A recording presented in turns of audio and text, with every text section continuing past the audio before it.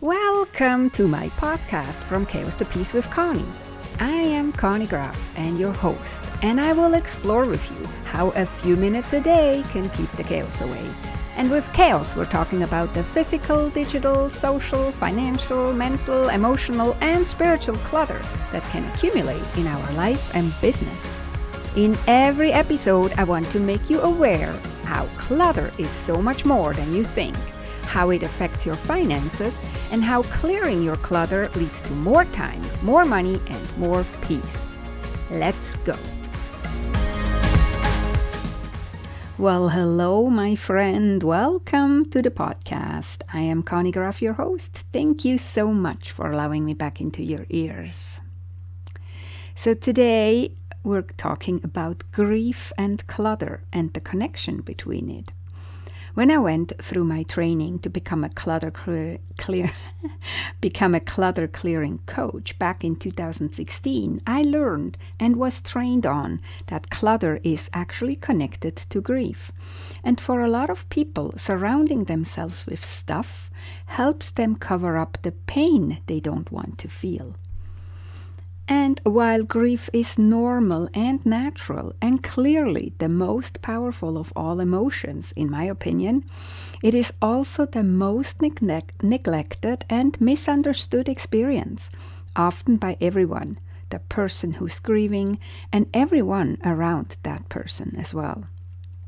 We don't learn it anywhere. We learn all kinds of stuff in school, even what happened 500 or 1,000 years ago. Who cares, right? But we don't learn how to deal with something so normal and so common as grief, or other challenging emotions for that fact. Chances are that your parents didn't know how to move through grief either, so they couldn't teach you either. We are all taught how to acquire things, how to buy things, but we're not taught what to do when we lose something, lose a loved one, or lose something that was dear to us. Buying things to cover up emotions we don't want to face or feel. We try to create a sense of stability on the outside, since we feel so ungrounded and lost on the inside. But the longer we're not dealing with the grief or the other challenging emotions, the more we fill our house instead. This is often referred to as retail therapy, and we try to make ourselves feel better by buying things. This is also the reason why decluttering can be so very hard, because you have to face that pain. The pain you didn't want to face when buying the things actually will show up when you have to declutter the things.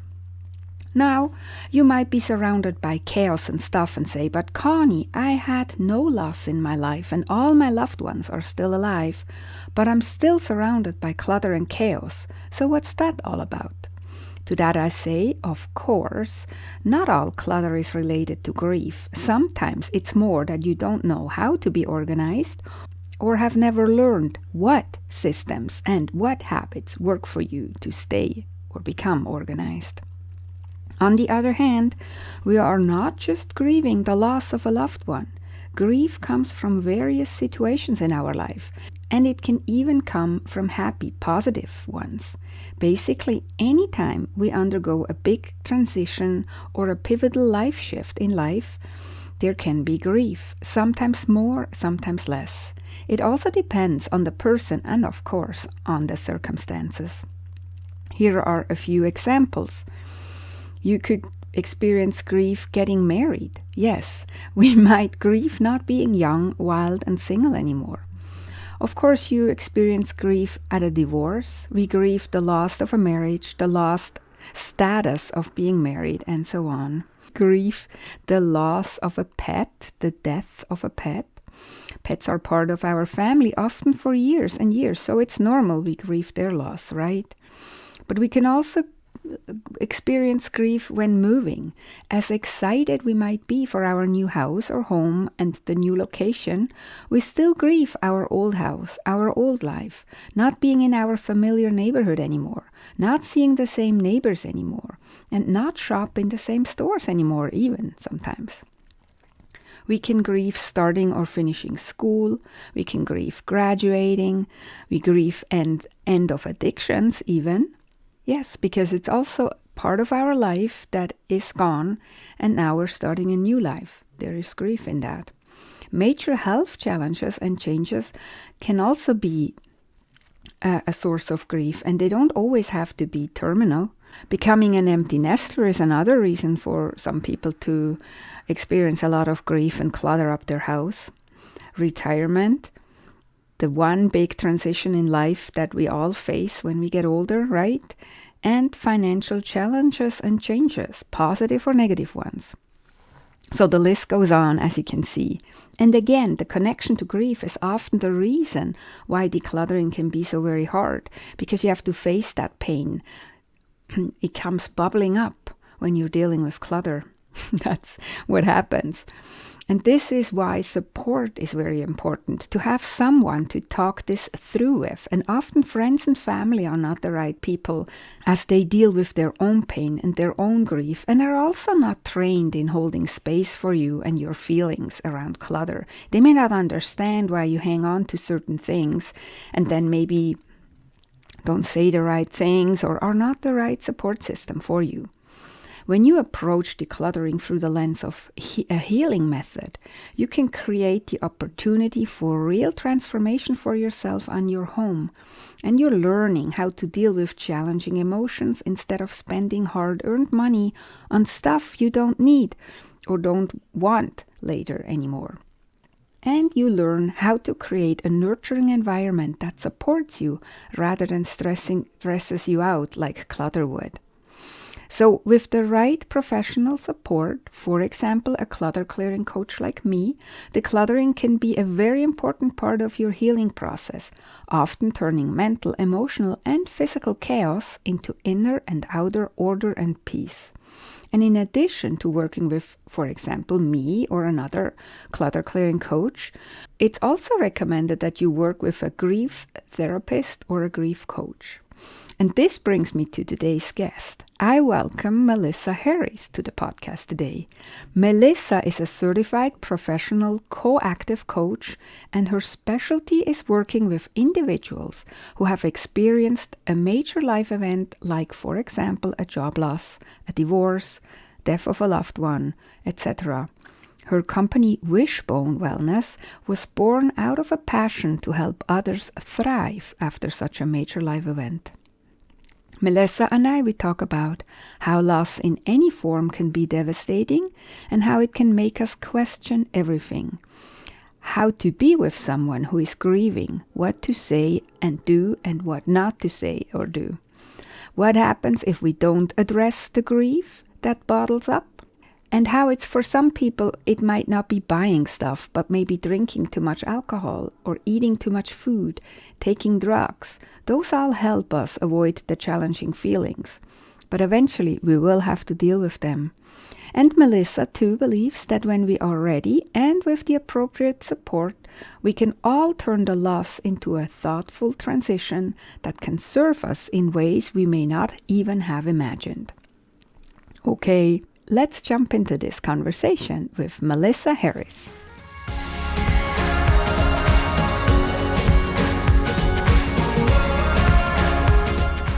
Welcome, Melissa. I'm excited to have you as a guest on the podcast. How are you today? Hi, good, Connie. Thank you so much for having me. I'm really excited to be here. Yeah. I've had a few conversations with you, and they've been really a lot of fun and so insightful. So I'm excited for Yeah, today. we love chit-chatting with each other, that's for sure. So I have an international audience, so I always ask first, where in the world are you located? And then as a little warm-up question, I always ask, what is a thing about you that might be surprising for people? And that has nothing to do with what we're talking about afterwards. I'm in Los Angeles, California, and this is okay. So I guess it's definitely not to do with what we're going to talk about today, I don't think. But I grew up my entire adult life in Wisconsin, and in farmland, Wisconsin, and in dairy. And if anybody knows anything about that part of the world, it is Dairyland, USA, and it is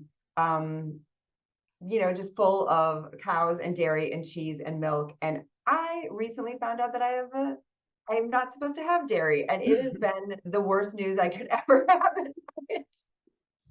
So I'm sorry. I mean, it's a little like goofy off topic, but I think it's like, given where I came from, it's just kind of one of those like, really, this is what I have to avoid now. But Yeah. Yeah, it's anyway, hilarious in a way that's fine. almost. It's like the universal joke, right? Yeah, I just want to say cosmic joke. Like, okay. Anyway, but maybe it's more that like I grew up in farmland, and now I'm, I've been sought all cities since I had left that part of my life. And so I think we were talking about duality earlier, and I think there's that. It's like what we grow up in and then what we seek out. I find it really interesting in people too. But there's a Yeah, part of me too that is like that seeks that quiet again, that peace again, that kind of exists. yeah, And speaking of peace, you work in peace all the time, yeah, with people, and how we come back to ourselves sometimes and what kind of peace we seek yeah, is very is fascinating to me. yeah. And just thinking about it, coming from the countryside with cows and that sounds like more peaceful to me than where you live now. Los Angeles Yeah. sounds to Yeah. me like very much the opposite of a peaceful environment. Yeah. You couldn't say it any better than that. It is. I mean, Los Angeles has its beauty too, but it is definitely not peaceful. I mean, it's peaceful in comparison maybe to other cities in that it's like there's beach and there's mountains and there's a lot of nature you can access. Hmm. But yeah, the city in and of itself is a big city. Yeah. Yeah, I'm in a big city too, well, on the outskirts of Vancouver. So I think Yeah. cities always have both. And I'm Yeah. sure we would find the chaos in the countryside too if we wanted to look. So, Right, right. Yeah. What's their daily chaos? What is their, yeah. what comes into their world on a daily basis? I mean, I'm so envious of Vancouver. I have yet to be there, and I'm very eager to sink myself into Vancouver. Heard Yeah. beautiful things about it. Yeah. Well, same for me for Los Angeles. It's still on my list. I haven't made it there Okay. yet. Well, you've So got we a connection could do a here. house swap. There you go. Oh my gosh. I would actually do that. Okay. That's something to keep in mind for sure. Yeah. So you reached out and said you would love to be a guest on my podcast to talk about big changes in life and maybe also losses and grief and wake up calls and to find Yeah. ourselves in this if we're doing it right. So moving from Wisconsin to Los Angeles, I would think that's a big change that has Yeah. did this come like no, let's ask different. What was your wake up call, and did it come before or after you moved away from Wisconsin? Yeah. It came after. I have definitely a very distinct, mark or line in the sand of like what mine was. But when you kind of ask it like that, it does make me think about like, wow, those were big transitions, but they were just, I guess, different. It's like, sometimes life just calls you in an exciting way and you sort of just follow it or follow your heart, as we say. And I think I was very career minded at that stage of my life. And so I was just like, what is it? I mean, not people pleasing, but like approval seeking, Hmm. success seeking all of the things that kind of society and family told me, so that was those. So it didn't feel trauma based, in that transition. But with the wake up call that I consider mine anyway was the moment that my parents passed, and when they passed 10 months apart, and up until that point my experience with death was very limited, and my experience with grief was like almost, it was just an emotion and a process in life that I hadn't been taught, and so many of us aren't taught. It's not like really one of those things that it's like No. you don't get taught this. It's like you got to live it, and you got to, Hmm. and so I just found myself completely lost out of my, you know and when I sorry, let me finish that sentence. Out, out of my body, out of myself, and confused, and just kind of all of that. And what it did to me, I believe, this is like sort of my belief system, is it was such a shocking moment in life. And that's just one example. I think wake up calls come in so many different forms for people. Mm-hmm. But I mean, I'm trying to use, like, I like to use almost, I don't know, for the listener, if you can't see, but like where it grabs you by the shoulders and it just jolts you, Mm-hmm. it woke up my inner self to a way that it had not been before. And so I think, and that's what caused like this confusion and this stuckness. And I looked around and I was like, what am I doing for a living? And who am I spending time with? And how am I spending my own time? And it just started. So it was a very unsettling time.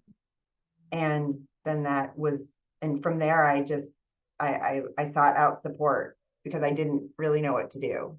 Yeah. And I had been in therapy for years. I'm a huge advocate of therapy. And so I had that support system but like that was serving its one purpose, and that was therapy. And like I was working on a lot of things leading up to the death of my parents. And so, that I was but I was like, I need something different.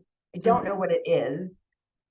And so I sought out a friend of mine who has her own coaching company that really serves leadership, executives, creatives. And she's like, you know what, I want to give you some time with one of my coaches. She's a little bit more like holistic, works with the whole body. Her name is Melinda Rothaus, just to give a shout out. And my friend's company is Creative Executive. .com, just to give some honor Yeah. to some of the Shout people out that were to. influential in my life.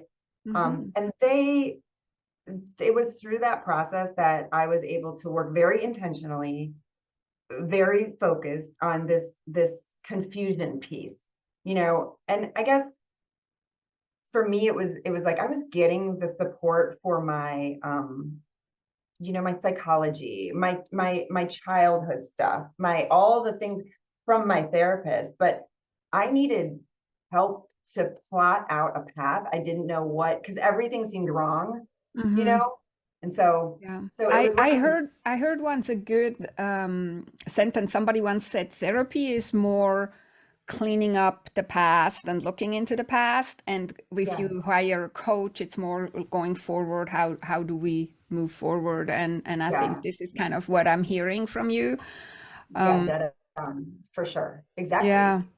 So Yeah. so you are specialized now in life transitions and grief and all these things that you were Yeah. struggling with back then. So hard question for you. Why do you think we're taught so little about loss and grief and these big wake-up calls in our society? Why are we all so taken off guard when it happens and don't know how to handle it? Aren't we taught anything? Yeah. The why is a big question. I mean, Mm-hmm. why aren't we? I mean, I think there's like so many factors into play. It's like where you grew up, who your parents were, who your family systems were, how you are as a person. Like some of us are just sort of designed to I don't focus on things. I kind of just move through. I get through. I don't, and some of us are a lot more inquisitive and really like to examine. If you put all those things together, every single one of us is so incredibly unique, as we all know, that like how you deal with something is not how I deal with something, is not how my mom dealt with something, is not how. And so, as a child, we don't know to ask for this. It's like, we're a little bit kind of, we're looking for our mentors or our, to guide us. And if you have, what is it, ancestral, that ancestral cycle of like, if you had if you had people in your life that were also taught these things, then they may pass them on, but if they weren't, then Mm-hmm. they don't. And I also, this is one thing too that I've learned a lot with just my own grief, and also others that I've worked with, is that, oh my gosh, the way that we deal with it is so vastly different. And I get so like almost like it's unbelievable the way that some people need to retract and some people need to be out and talking about it and some people need to be quiet and go Mm, inward and some people need to, really seek out support and they want like everybody come together, let's all be together. And some people want to be asked about it all the time and some people don't. And mm, so, and I think that's what makes it difficult as people who are trying to support grievers. mm-hmm. We always say like nobody knows how to handle me. And it is because it's like sometimes you don't know what people need. But I think the thing that we all need is just that, like, just ask, Yeah. just be there. Yeah. And then it's almost like let the griever come to you, that they'll come a little closer. They'll be a little bit safer to say, like, I think what I need is this, you Mm, know. Sometimes it's just, but it feels like it is like a coaching, almost as all of us in our lives with our grievers. And when we grieve, we are taking responsibility for what is it that I need right now? I need to say what I need or ask yeah. for it or, Yeah. asking for support. And you know how stigmatized asking for support is And that sometimes. is the thing, right? So that's kind of what I was thinking is like if it wouldn't be so stigmatized, maybe it would be easier too. Or if there would be more talk about that it is okay to grieve differently or that grief looks different for anybody. Another thing is too is like grief is not just going away, right? Like I mean I don't know how old you were when you lost your parents, but I was 20 when I lost my dad, and I remember, I mean, that was back in the 80s. Yeah, And it was basically by law, you were given, I think, 2 days off, and then you were expected back to work and to function like normal again, right? And yeah, nobody was talking about it, and you were just supposed to move on and live on normal. and like Yeah, don't bother anybody with what you're going through, kind of thing. And I think this is good. It changed already a bit, but we're still, I think yeah, it's still not enough talk. It's still like a lot of people who go through transitions or grief are still hiding because they think they're too much for other people, and the other people maybe are even glad because they wouldn't know how to handle it, right? And I'm just thinking the yeah, whole discussion about I don't know how to help somebody who grieves and the griever doesn't know how to go and ask for help. This could be, or this needs to be more out in the open with people like you or with discussions like this so that it becomes um, less unusual because it's part of life, yeah. right? I mean, it's yeah, The one thing none of us are escaping ever. It's yeah. like the one, it's not the one emotion, but it's even just the one event The one that event, there's no way around it. This is yeah, happening. At some point in your life, you will lose someone you love. yeah, And I think the correlation of what happens to us when we lose somebody is that it just it's like this journey. It can be sometimes this journey back to yourself, or it can be just this discovery of like how you handle it. Like you might even be surprised. You might handle it even better or differently. I mean, I hate to say better. It's such a like that gives such a judgment around it because I don't think yeah, there's a yeah, better, way or whatever. But certainly even you just saying like how you were given 2 days, like what message does that send, in society that you're given 2 days to get back to work? It's just even yeah. that. And those 2 days are meant actually by law. It says it that in the law, it are meant to do all the administrative work that you have to do Right. when somebody dies, right? So it's not about you grieving, it's about getting all this paperwork sorted. So Yeah. It's like we're gonna give you 2 days so that you can like get a service and get yeah, all the exactly. and it's so sterile. I mean, it's so sterile. And I think but I think as we are talking more and more about the various types of support and making it less stigmatized, I think hopefully it's also making our feelings less stigmatized. Therefore, like maybe if I'm with you and I'm grieving and I'm having a day where I'm crying, it is like people start to like understand the messaging. Because I mean, there's so much beautiful content out there talking about these topics that it's like it's okay. It's not only okay for us to feel our feelings, but hey, everybody, it's okay to be on the opposite receiving end of that with your colleagues, community, loved ones, Mm-hmm. you know, their emotions aren't to be, don't be scared of their emotions, you know, don't Yeah. be like, you know, it's a repellent. It's like, it's natural and it's okay. It's like, it's a safe space kind of, you know what I mean? It's like, Yeah. you know, so I think it's important that we create safe spaces for all of us. Yeah. And sometimes the safe space is therapy, you know, Mm, that you know, coaching, mm, group grief groups. I've done a lot mm, of reading grief groups. That's a tremendously powerful space for people. You know, mm-hmm. they get to kind of come into a small group where everybody's in the same situation as them. Mm, And, you know, it's really supportive. It can be a slow moving, like, okay, everybody's getting comfortable at first, but then it's like, I feel like everyone's like breathes a sigh of relief and like their shoulders come down and they just kind of settle in, and it's a nice supportive environment. yeah. But it, Do you have you any do you have any insight or know, maybe not personal experience, but experience nevertheless, what happens if somebody doesn't deal with their grief or just tries to push it away? Doesn't it? Also, I would think it bubbles up eventually, because, yeah, but I don't know. yeah. You're more the expert. What happens if we leave it just like we try to ignore it?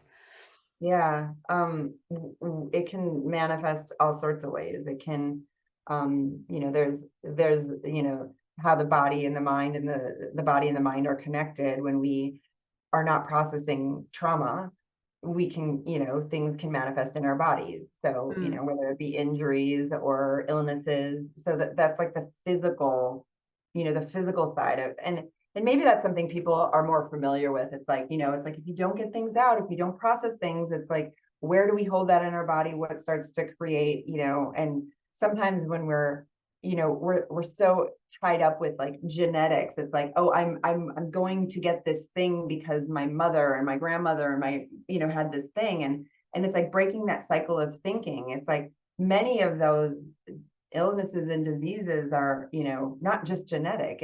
It's unprocessed yeah. traumas and griefs and things like that. But on the psychological side of things, I think when these things aren't dealt with, I think that they can manifest behaviorally. This, I definitely have my own experiences of this, but I also just have like, you know, in the work that I've done and the people that have come into session, I think there's, you know, you lash out. All of a sudden it's like, why am I lashing out? Mm, Why am I so angry? You know, and this isn't just bereavement, you know, when we're grieving in any way, like, you know, loss of a job, you know, empty nesters, people who are retiring, something that's drastically changing that was such an identity of who you are. So it could be loss of love, but it also could be loss of yourself in some way. These these grieving processes, you know, you go through those emotions. You're frustrated, you're angry, you know, you're sad, you're going through, and there's no linear, you mm, know, way to make sense of this. It could be like in any given day. And I mean, I can speak for myself. I mean, I'm not going to talk, you know, about anybody else's business, but you know, I've lashed out. I've been angry, and sometimes that affects those closest to us because mm, that's kind of sometimes what we do. mm, And an examination, you know, after I've kind of come out of a wave of something and I look back, I'm like, whoa, you know, that was anger. That was not directed at anybody else, but at myself. yeah. I hadn't forgiven myself for something. You know, you can go down the whole, you know, I journal and like, it's like, and that gets into the intellectual stuff about it, you know, but Mm, at the end mm, of the day, I needed to just go through it. So what people I think need to understand is that they have to just go through. Like there's no way, I mean, there's certainly ways that we can medicate it. You know, we all hear about how we, you know, I'm going to go work. I'm going to go be a workaholic or an addict or a shopaholic or a gamble. Like we're humans. We do whatever we can to get yeah. out of the feeling. Like don't feel the feeling. And so the only way we can get through these things in life is in these grievances in life is to feel them, Mm, recognize that they're okay, and that also we're going to be okay. Like being in this feeling isn't going to crush us. And then, but it's really helpful to do that with support. And if you can do it alone, great. But like, if you can't, ask for help. There's lots of inexpensive help. There's lots of free help. There's lots of, I mean, it runs the gamut, right? Like you can get the one-on-one if that's what you need. You can get the group. You can get community center help. You can, there's support, nonprofit support groups. There's so many things. I mean, I know I'm kind of on a little bit of a verbal rant, but people should seek out support because it exists. And Yeah. Yeah, I just remember when I went through my training to help people with their clutter, we had to look into our own grief, right? And we were learning a lot about grief because, like you just said, a lot of people try to escape their feelings and then they use some coping mechanism like retail therapy, going and buying stuff that ends up being clutter. Others they may drink too much alcohol or take other drugs or eat too much. I remember my mother gained a lot of weight after my dad died. That was her kind of way of numbing probably the hard feelings, which so there's nothing inherently, how do you say, I don't want to make anybody wrong when they do this. It's more like being aware, oh, wait a second, maybe I'm trying to escape something with a band-aid of eating or drinking or shopping or whatever else it looks in your life, right? Workaholic, you mentioned too, rather than trying to process it with or without help. I guess I think what my experience is, and I unfortunately had a lot of loss and grief in my life. My experience is you can't escape it. It will eventually catch up on you, and you will have to deal with it to a degree. Yeah. I think you're right. I think just because some people are like, when you're not like in this world all the time, like, I know how you help people, and I know certainly how it's like, it becomes such like a regular thinking, I guess. I don't know. It's like, it's very, and I'm always reminded that a lot of people, aren't thinking about this stuff at all. Like, they're not thinking about it at all until it happens to them. And then it's like, they're inequipped. And then it's like, holy crap, what do I do now? And I think that there's that, like, they don't, what's the word I'm trying to say? You know how we always hear those sayings? It's like, there's only one way. There's no way except for but through. And there's all these, and when you're in it and you hear that, I don't know about you, but sometimes you're like, oh, like I hear that. It is so cliche, right? And but it is so cliche because it's the truth. But sometimes you have days you don't want to hear this, right? You just like, okay, just leave me alone with this. And in the end, it is that way. And getting through it sometimes means also to give yourself some grace and actually really try to forget the grief for a moment and pamper yourself and everything. That is totally part of the process. It just can't be only that, right? I mean, it needs to be kind of like a combination. What I'm wondering is too, is like, why do you think that when you said it when your parents died, that's kind of when you realized too that you were lost to yourself and that you questioned everything. Why do you think a loss of any kind, like job loss or even a voluntary loss like moving or you wanted to get divorced, for example, why does this put us in this place where we question everything? Like I'm sometimes wondering and thinking, like, I make my life even harder when I start questioning everything and not just trying to deal with the grief, but it comes up every time, right? It's like, I think that the misalignment in general, like if you are misaligned in your life, and luckily, I think some people aren't, the same thing can happen to somebody and they're like totally aligned in their life. Therefore, this wouldn't, kind of affect them in that way. I think it would just be like, oh, I am just like sad because of this loss. And, there might be some emotions that get questioned more of like, because we go through sometimes that like anger and that guilt and that like what if, what if, we should have done that, all of that when it pertains to the person or something, or even in a breakup or a divorce. It's like, I should have, you do the shitting on yourself thing that people do. But I think when it comes to people who have a wake-up call and they realize that there's some misalignments in their life, it is such a feeling of unrest. And if you're a person that's like, I want to get curious about this, I'm ready to work on this, then it is a time to really make some changes that are going to, I mean, there's nothing like being aligned with yourself. I mean, and there's nothing more like, it's a physical sensation. At least it was in my case, like where it's like I couldn't go to work I can't get up for work anymore. Like I just can't do this anymore. Like I don't know, and I think maybe, yeah, the easy answer would have been like, just suck it up. Like you built this beautiful career. Like, what are you thinking? Like, you're not going to you're not going to switch gears so drastically, or I think, this is a real personal part of my story, but I personally, it wasn't just like, I don't want to do this career or job anymore per se, or I really want to get into this like part of helping people. That feels more aligned.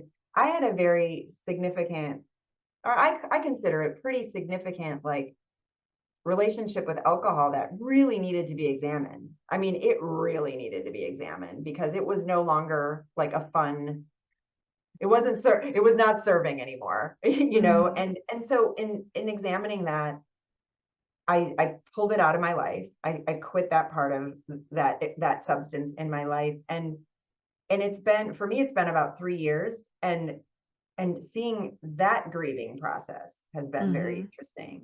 And so it's like, I guess I bring that story up more in it's incredible how the misalignments can come up in your life. Like I realized why I was using that substance. It made, and now, and I'm like, oh my gosh, it makes so much sense. I used it for years, and I now know why. I took this career path, and now I know why. And I did this, and now I know what. And and so it allowed me, and I also had the desire to get realigned. And like you said earlier, it's like, I don't want to create judgment around people who are like, I'm just fine. Like, things happen, and but I think if people are interested in examining what an aligned and resonant life feels like, it's just that opportunity. It just sometimes, I think that's why they call it a wake-up call. It's like, I think it's like why people have midlife crisis. It's like, Yeah, exactly. sometimes things don't have to happen to them massive. They just are like, what am I doing? Like something is off. Yeah, And and then, oftentimes to the outside world, it looks like your life or their life is looking just fine or even very successful, and they still they don't feel it, or they feel misaligned. yeah, It's just, I find it really interesting how then this whole system works, that if we're already in a weak or vulnerable, let's say vulnerable, not weak, vulnerable spot because we're grieving something, and then this whole other wave hits us that really questions everything. But you say too that if we're addressing it, and if we're willing to address it, then we can end up thriving even better in the end, or afterwards, right? Because we're aligned. So what would you think? Like I heard it too, and I would maybe think right now too, well, where do I even start? So like, do I start with journaling? Do I start with talking to a coach? Where would you say that inquisition should start? yeah. Oftentimes, let's take it from the standpoint of someone who doesn't really know about what works for them really well, like Yeah. talking to someone else versus journaling versus getting quiet and going into nature. Sometimes it's like, that can be a very healing. But if you don't know, let's say you just don't know, it's like, I would first offer, because especially if you're like, I just want to dip a toe, I don't know, I just know. It's like, there are some incredible podcasts out there if you like to listen to things, and just, how you do search grief, loss, like just search something and like start listening to something. Or if you're a reader, find a couple books that resonate, like that. And just depending on what your loss is, target that, go in the direction, because usually people have a little bit of a sense, like they know something's off, and then there are people who are a little bit more in tune with themselves, and they might know, like, I absolutely know, I don't like one-on-one work, I like group work. I actually really love the one-on-one work. It's so powerful. And some people are also, I'd like to offer that. Some people are like, I am ready to get to work. I want an experience that is like a couple weeks to a couple months long, which is difficult in this subject matter, because it's not a fast process. But there are ways, it's like, okay, it seems like you're a type of personality that's like, let's go. Let's go. I want to really dive into this hard. And then there are others who are like, I need to take my time with this. Yeah. And then, you can offer options that are a little bit more tailored to, their heart, their soul, what they need. But I mean, okay, I guess that was a long answer. That's fine. That's fine. Is get curious. The short answer is get curious, because that's it. I mean, and there are just like so many free ways that we can get curious. And I think that can sometimes direct you to like, okay, I want support. This is how it could look for me. And then, Yeah, and then so if they then find out that they would maybe want support, you have a business called Wishbone Wellness, right? So they could like first tell us how the name came about. I can't speak right. Yeah. How the name came about, because I read it on your website. I thought it was beautiful. And then like, how would it look when they would come and get support from you? Okay. Yeah, that's great. Well, wishbone, and it's spelled with a Y because it is a wishbone. So I think that's like, if people are thinking or looking up Wishbone Wellness, it's Wishbone, WYSHBONE wellness.com. And it's with a Y intentionally because it looks like a wishbone, and that to me, it was like, and the reason I came up with that as it spoke to me, is just kind of the magic of childhood. To be perfectly honest, I was thinking about, as children, I grew up having a wishbone, letting it, we would have, whether it was Thanksgiving time or whatever, my mom would set aside that wishbone and it would dry. And then my siblings and I would, rip it apart, see who got the big side and see who got the wish side. And that magicness of childhood, of like, in that moment, you're like, anything was possible. You were like, I want a pony, or I want to, it was kind of just, and then, cut to like life. And as we grow up in society and life and all the things that kind of get into creating who we are today, and sort of, establishing our belief system and our influences, I guess, in general, our influences, we wake up and we've lost that magic of a wish. What do you wish? And to me, wishbone it's that very beautiful merriment of like your being and your doing. And that's all about what coaching is like, as coaches and in coaching, the whole objective is like, let's get into your beingness. Like, what do you want? So what do you wish? What do you wish? What do you want? And then we're going to get into action to get you there, because anything is possible. But, when we're in our pain, we think we lose our creativity. We don't know what's possible. We just don't know. Yeah. Yeah, I thought it was beautiful, and I wanted you to say it, because if I would just say it, then it wouldn't have come out that beautiful. So before we wrap up, do you have any last words? Did I not ask something that you feel like that needs to be said still, or any other last words that just intrinsically come? Well, I mean, I feel so in alignment, if we're going to use that, since it's such a word that was talked about, just speaking with you, Connie, because it's like the work you do too. It's like, there's such parallels, there's parallels to how we are trying to assist people to be better in their lives. And I think that it's really important. And I wanted to give you some, like, thank you for what you do, bringing messages out, but also just the way you work with people and the way you're dedicated to bringing peace into people's lives. It's like, as a meta view, what would that's the goal, like, as a meta view of like, how could we, one person at a time, raise that vibration in all of us, raise the vibration, get more peace into our life. And while we are still in a maybe chaotic world, how can we create the peace in our own life? But thanks so much for your time, Melissa. It was a joy to speak with you. Thanks so much. Hey, I'm Conny, your host, and I wanted to thank you for listening to the podcast today.